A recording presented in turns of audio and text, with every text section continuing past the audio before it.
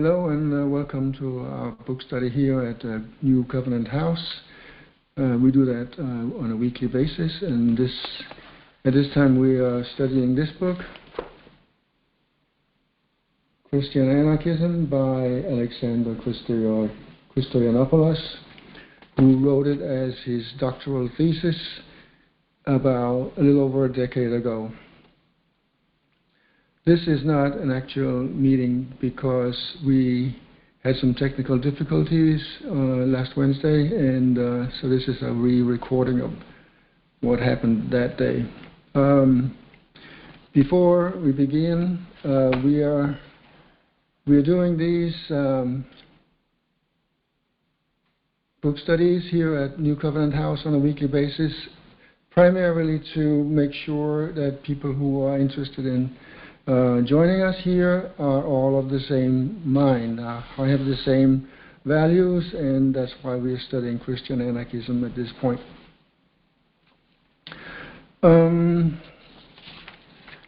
The book, we are now in the second part of the book. The book has, I think, 3 or 4 parts, and we have, after a break, we're here after a break. The first part was last year, and that part is in 3 sections. First, there is a discussion of the Sermon on the Mount, which is the basis for Christian anarchism. It's a manifesto. The title of the first chapter is Manifesto for a Christian Anarchism, and that's an exegesis of the Sermon on the Mount. The second chapter is other passages in the Bible where anarchism is showing.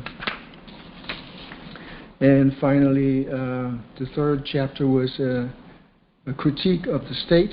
The basis in anarchism is in opposition to the concept of a state. The idea is to create a society without a state. So, and now we're up to chapter 4, which is the second part of the book. The second part of the book kind of outlines how we respond to the state on a daily basis, and then also how we try to create a new society based on Christian anarchist values, and that's in chapter 5. So, and here in chapter 4, there are 5 items that we're going to go through over the next several weeks. First of all, there is Paul's writing in Romans 13. So the conventional wisdom there is that Christians are supposed to bow down to the state. But Christian anarchism beg to differ, and we're going to look at that. In a particular, it's like they call it a peculiar subversion. And we'll get back to that next week, probably. And the second part is about taxes. There are 2 episodes in the Bible where Jesus talks about taxes. First of all is the render to Caesar episode, and then there's another parable or another story where about the collection of the temple tax, where you get the money out of the mouth of a fish. The third part in this book on responding to the state is civil disobedience. Here, many of the Christian anarchist writers disagree on how that plays out. There is a wide range from Tolstoy, who is totally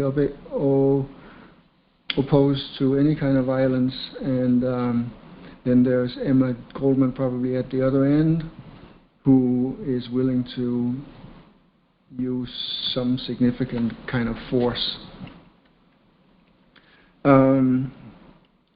People like Gandhi and Martin Luther King probably fall. They are not anarchists. They do not identify as anarchists, but they have some anarchist tendencies, and they fall probably somewhere in the middle of that.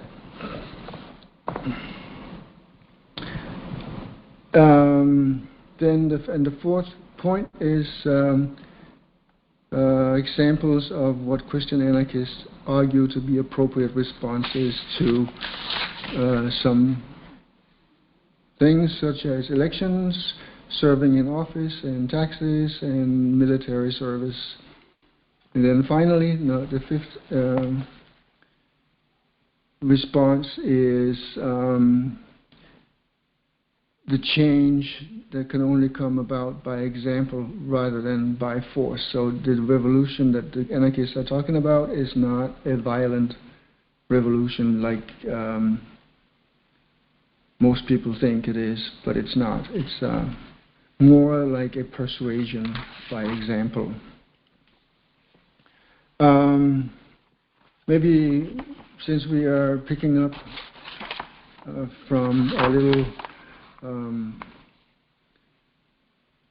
break for about 4 months, it may be good to kind of like introduce some of the anarchist writers that are in this book. Some of them are not even, don't even identify as anarchists. And some have been writing long before there even was a concept of anarchism. Anarchism itself means no ruler, really. Archy is rule, and then the beginning of the word "an" is the opposite, so there's no ruler in anarchism.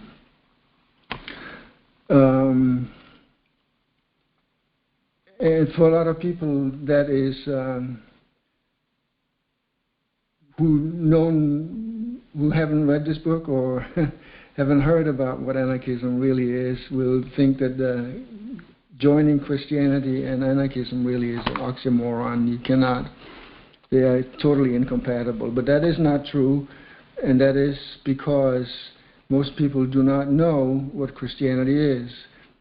Some people go through their lives without knowing that there's like thousands of different denominations, and that's because so-called Christians cannot agree on what Christianity means. And there's a significant disagreement about what anarchism is as well among the writers. But this book is an attempt to kind of bring all those things, those ideas and thinkings together in one place, so you can kind of like compare them and see that there is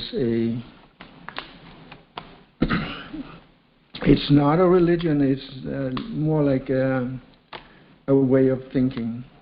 And the conclusion for them is that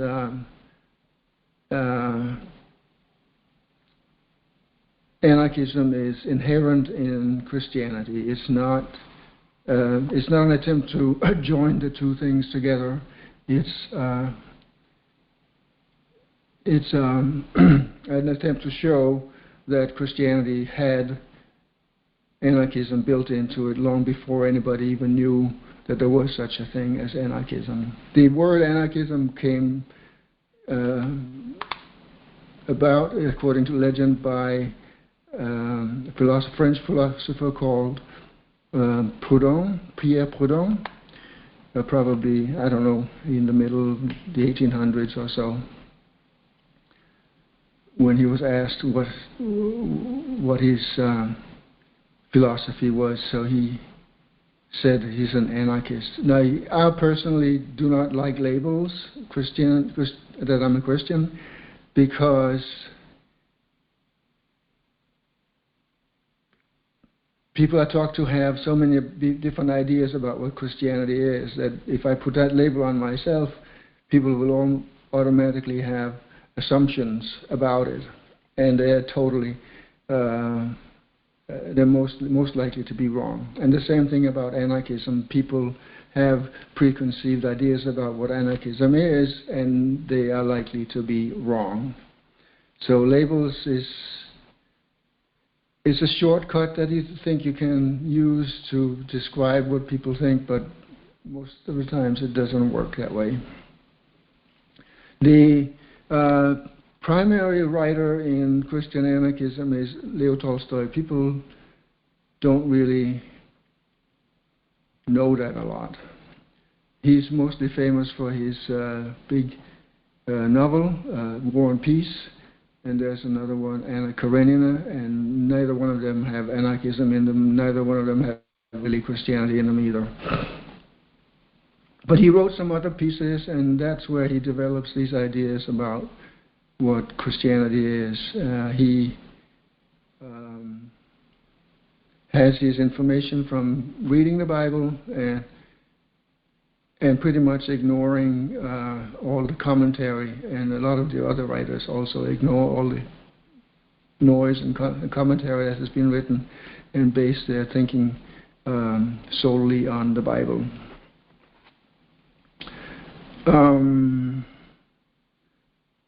So Tolstoy is pretty radical, probably the most radical of them all. He pretty much ignores the Old Testament, and he thinks that miracles in the Gospels are just nonsense.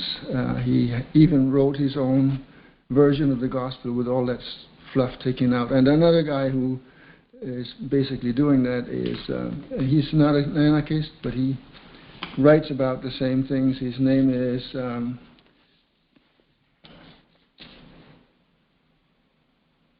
John Shelby Spong. He's an Episcopal bishop, and he wrote a book called Jesus for the Non-Religious, and in that book he kind of like takes away all the fluff that has been added to the story of Christ after his death.